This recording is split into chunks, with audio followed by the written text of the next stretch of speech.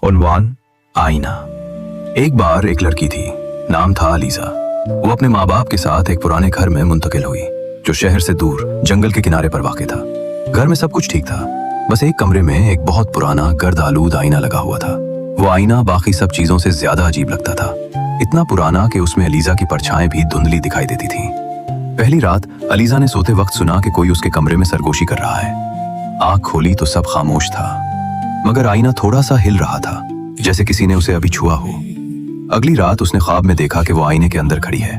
आसपास अंधेरा था और सिर्फ उसकी परछाएं मुख्तलिफ शक्लें बदल रही थीं, कभी हंसती, कभी रोती और कभी चीखती। अलीजा डर के मारे सुबह होते ही आईना हटाना चाहा, मगर अजीब बात यह हुई कि आईना दीवार से अलग ही नहीं हो रहा था। उसके माँ बाप ने भी कोशिश की, मगर वो जैसे जड़ चुका था, जैसे किसी ने उसे वहां कैद कर दिया हो। रात को अलीजा ने आखिरी बार उस आईने के सामने खड़े होकर चीख कर कहा, कौन हो तुम, क्या चाहते हो?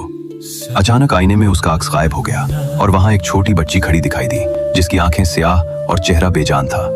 उसने कहा, अब तुम्हारी बारी है, मैं तो आजाद हो गई। इसके बाद अलीजा का अक्स कभी आईने में वापस ना आया और आईना अब भी उस कमरे में है। जो भी उसके सामने खड़ा होता है, कुछ देर बाद उसका अक्स हिलने लगता है, जैसे किसी और की रूह उसे बदलने का इंतजार कर रही हो।